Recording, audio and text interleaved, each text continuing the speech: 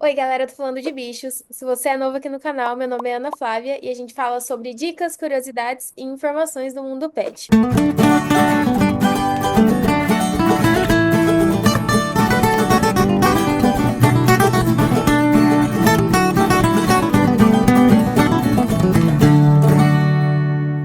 Hoje a gente vai falar sobre quadros de epilepsia em cães e gatos. Estou aqui com a Thaís Mota, que é gerente de marketing na Avert Biolab Saúde Animal, e com a doutora Elidia Zotelli, que é especialista em neurologia veterinária e parceira da Avert. Tudo bem? Tudo bem? Olá, eu sou Thaís, sou gerente de marketing da Verte.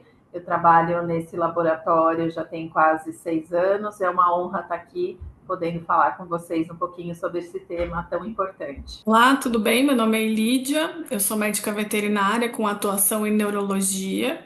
Atualmente trabalho em um hospital aqui em São Paulo, alguns hospitais, né? Neurologista acaba indo para vários lugares e sou parceira da Avert. Perfeito. Então, eu queria começar perguntando o que que é exatamente a epilepsia em cães e gatos e como que ela se manifesta. Epilepsia é uma condição muito comum na medicina veterinária. Atualmente, das doenças neurológicas, ela é a segunda mais comum. A primeira é a hérnia de disco, né? Mas a epilepsia, acredito que é o que mais chega para o clínico geral, né? E é bem comum. A questão maior é saber diferenciar. Não é toda convulsão que é uma epilepsia. A epilepsia é uma predisposição genética do indivíduo a ter convulsões. Isso a gente acredita que gerado por uma condição genética, mas atualmente a gente não tem um exame específico genético para os cães, né? A gente já tem alguns estudos mostrando alguns testes genéticos, mas a questão de pesquisa de que algumas raças teriam alguns genes específicos para predisposição. Na medicina humana, eles já usam o termo canalopatias, porque eles já sabem o canal do receptor do neurônio específico, né? E a epilepsia ela pode ser idiopática, que é o termo que a gente usa para as doenças genéticas, nasci com essa condição de convulsionar, e pode ser estrutural também. O que é estrutural? É uma condição neurológica que vai gerar a epilepsia como um sintoma, um sinal clínico, por exemplo, tumores, esse tipo de coisa, AVCs. A manifestação clínica, isso é importante porque hoje o diagnóstico de uma convulsão, ou o termo correto seria crise epilética, né? Ela é clínica, né? Então é o médico veterinário que vai auxiliar o tutor a desvendar esse mistério, se isso pode ser uma convulsão ou não. Fisiologicamente, como ela acontece? Então, no meu cérebro, eu tenho, e no nosso de qualquer mamífero, a gente tem neurônios, né, que são a unidade funcional desse tecido. E eles se comunicam e têm a função de, com uma descarga elétrica, ativar uma função ou inibir. E quando a gente tem essa ativação, a gente vai ter liberação de neurotransmissores que vão ativar e inibir também. Então, num cérebro normal, isso acontece equilibrado. Eu tenho ativação, eu tenho inibição e tá tudo bem. Esses grupos de neurônios estão coordenados. Na epilepsia, eu tenho uma coordenação muito grande de um grupo de neurônios em que a inibição não acontece. Então, a gente fala que é um grupo de neurônios, uma descarga elétrica exacerbada, que não consegue ser inibida, ela também não é autolimitante, a gente não consegue parar aquela condição que está acontecendo. Ela é sempre uma emergência, né? E como o nosso paciente ele demonstra essa crise, tem vários tipos de crise. Atualmente a gente trabalha com três grandes grupos: a crise generalizada, em que o paciente perde a consciência, cai, mexe todos os membros, saliva e urina, e muitas vezes até defeca, né? E normalmente 1 a 2 minutos de convulsão propriamente dita. A gente tem a focal, que normalmente nos cães ela é orofacial, e no gato também, gato tem muito mais orofacial, que é mastigar chiclete repetidamente, piscar o olho, mexer a orelha ou mexer só a pata de uma forma. Normalmente pode perder a consciência, mas não perder a consciência não é 100% de certeza que não é uma crise. Existem crises em que o paciente não perde a consciência, ele tá lá vendo tudo acontecer e vai demonstrar isso para o tutor. E a focal que generaliza. Começa com uma focalzinha e aí o paciente cai e tem a crise generalizada. São essas as formas. Normalmente, a gente divide a convulsão em 3 grandes partes da convulsão. Então, tem os nomes em latim, né? Mas que é o pródromo, que é o antes da convulsão. Alguns animais procuram o tutor, ficam mais ansiosos, pedem comida, ficam andando para lá e para cá. A convulsão propriamente dita, que normalmente é 1 a 2 minutos, e essa descarga elétrica exacerbada, ela gera uma falta de nutrientes naquele momento chegando no cérebro. E aí a gente tem uma hipóxia que a gente fala, que é uma falta ali de nutrientes e oxigenação para algumas regiões que utilizam muito isso. Então, pós-convulsão, é esperado, infelizmente, que os pacientes ficam com dificuldade para andar, alterações comportamentais, como andar em círculo, querer comer loucamente, beber muita água, pode voltar agressivo também, mesmo o paciente não sendo bravo, né? Então, algumas alterações por causa dessa falta de nutrientes naquele momento da descarga elétrica grave. Existe alguma raça ou faixa etária que está mais propensa a ter epilepsia? A epilepsia idiopática, a gente segue um consenso internacional. Ele sim, ele fala que normalmente é de 8 meses a 6 anos de idade em que uma epilepsia vai acontecer. Se ela acontece depois, a gente precisa pensar em outros diagnósticos diferenciais, como um AVC, um tumor, uma inflamação autoimune cerebral, né? Normalmente ela vai ter esse ápice aí da fase jovem, adulto a adulto, né? Tanto no cão como no gato, isso é importante. Existe sim epilepsia em gato, tá? É porque tem essa coisa de achar que o gato não tem epilepsia, ele tem. As raças para gato a gente não tem predisposição racial. Para cão a gente já tem labrador, setter, cocker, husky, border collie, beagles, dachshund, né? Os grupos que não entram assim na epilepsia idiopática, na condição genética, são os bulldogs franceses, os cachorros bracocefálicos, os que não têm focinho, eles tendem a não ter esse tipo de doença genética, até que se prove o contrário, né? Mas pelos estudos não. Então, se um cachorro dessas raças está convulsionando, o diagnóstico diferencial ele vai ser mais focado nos outros que a gente conversou, e não na epilepsia idiopática. E como que normalmente é feito esse diagnóstico? Tem que ser feito um acompanhamento contínuo? O diagnóstico, a gente também baseia no consenso internacional. Então, a gente tem 3 grupos de confiabilidade que ele fala. Então, se o paciente teve uma convulsão e o exame neurológico dele é normal, então o médico veterinário vai fazer alguns testes para avaliar. Então, isso precisa ser o primeiro para a gente pensar no diagnóstico diferencial de epilepsia. Porque na epilepsia, como é uma doença do neurônio, eu não tenho que ter mudança no exame neurológico. Se eu tenho alteração no exame neurológico, nos testes de patinha, virar, de função dos olhos, do movimento dos olhos, nível de consciência, esse tipo de coisa, eu vou precisar pensar em outros diagnósticos diferenciais. E aí, baseado nisso, né, nessa avaliação, a gente vai ter que fazer exames de sangue, né? E aí, exames de hemograma, função renal hepática, sais minerais, alguns, dependendo da região e da idade, doenças infecciosas, né, como o vírus da sinomose, toxoplasmose, que é um protozoário que pode pegar na terra. Então, tem alguns diferenciais, principalmente no nosso país. Então, deu tudo negativo. Essa é a força-tarefa 1. O melhor seria a força-tarefa 3, né? Que seria, o 2 seria o quê? Todos esses exames que eu falei, ressonância magnética e coleta de líquor. Então, no mesmo procedimento, a gente faz essa coleta e avalia esses agentes infecciosos do líquor, que é o líquido que nutre o cérebro, e vê na imagem se esse paciente tem um cérebro normal e se não tem nenhuma lesão. Porque às vezes ele nasceu com uma condição que faz ele convulsionar, mas não é epilepsia idiopática. Então, por exemplo, uma hidrocefalia, que é um acúmulo de líquido no cérebro, lisencefalia, que é uma malformação que o cérebro nasce sem os girinhos, então eles têm uma predisposição para convulsionar. E a gente sabe que esse perfil de pacientes pode ter outros sinais neurológicos, às vezes vai ter um tratamento diferente, e até cirúrgico, enfim.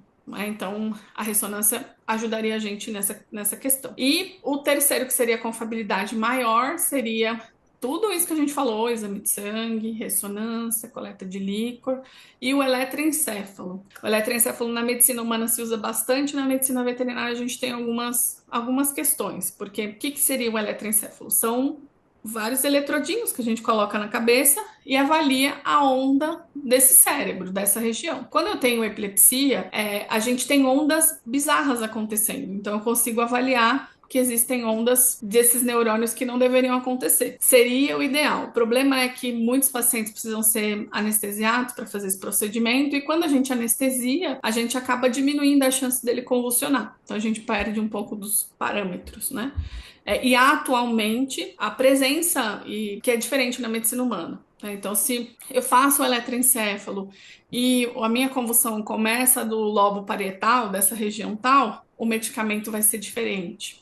Se ele começa de tal região e a onda é de tal jeito, de tantos milissegundos, o medicamento é outro medicamento. Então, ele auxilia no direcionamento do medicamento que a pessoa vai tomar. Na medicina veterinária, não. Então, a gente acaba tendo essas limitações frente à medicina humana, por isso, atualmente, é muito difícil a gente fazer. A gente acaba fazendo em casos em que a gente tem muita dúvida se isso pode ser uma convulsão ou não, né? Aí ele auxilia bastante. E tem cura a doença? Ela é uma condição genética, né? Então, infelizmente, atualmente a gente não tem cura. O foco do tratamento é redução da quantidade de crises e da intensidade das crises, porque como eu disse, o paciente que tem convulsão, ele sofre, né? A convulsão, ela não dói na hora, mas ela dói depois, é como se você tivesse corrido uma maratona. Tem paciente que quebra dente, tem paciente que se machuca muito convulsionando. O tratamento, ele é sempre indicado se a gente tem uma convulsão num período menor que 6 meses entre a outra, né? O consenso fala que nesses casos a gente sempre vai tratar. Tratar não quer dizer que vai cessar, infelizmente. A gente tem 3 perfis de pacientes. Tem paciente que responde muito bem à primeira linha de tratamento, que é 50% mais ou menos. Os outros 50% se dividem em 2. Isso na medicina humana também, que são os pacientes 25% que vão precisar de mais de um medicamento para conseguir controlar melhor essas crises. E os outros 20% são os considerados refratários, são os pacientes que tomam muitos medicamentos e outras terapias alternativas para a gente tentar melhorar essa crise. A gente pode ter convulsões em grupo, que a gente fala, que são convulsões, várias convulsões no mesmo dia, ou um estado epilético, que é uma convulsão maior que 5 minutos, que sempre leva o paciente a risco, né, de vida. Então a gente sempre vai ter que entrar com tratamento nesse caso. Mas infelizmente não tem cura, mas muitos pacientes, e a maioria ainda bem, com acompanhamento, né? Então, idas ao veterinário, no começo a gente se vê muito mais, até chegar na dose adequada, até a gente reavaliar os exames, ver os níveis séricos dos medicamentos, e depois a gente acaba. Se tudo bem, a gente normalmente pede para o tutor vir pelo menos 2 vezes ao ano para passar em acompanhamento, né? Mas isso gerado por uma série de fatores, assim, né? O uso de anticonvulsivantes, ele pode gerar muitas alterações comportamentais. A gente precisa já estimular a movimentação, a rotina, mudar desse paciente. Ganho de peso é extremamente importante, né? Acontece bastante por causa do uso do medicamento, então a gente entra com suplemento vitamínico para auxiliar, rotina, às vezes mudança alimentar no início do tratamento, né? Então tem uma série de questões que a gente precisa acompanhar. Agora falando da Avert. A Avert tem se destacado, né, no mercado de saúde animal e eu queria saber como que a empresa enxerga o cuidado com esses pets que têm epilepsia. Bom, Ana Flávia, como você falou, né, a Vert está no mercado veterinário com grande destaque, principalmente porque a gente pensa muito na qualidade de vida dos pets. Então, todos os produtos que nós desenvolvemos, sejam eles suplementos, dermocosméticos, ou medicamentos, sempre tem esse foco, né, melhorar a qualidade de vida dos pets.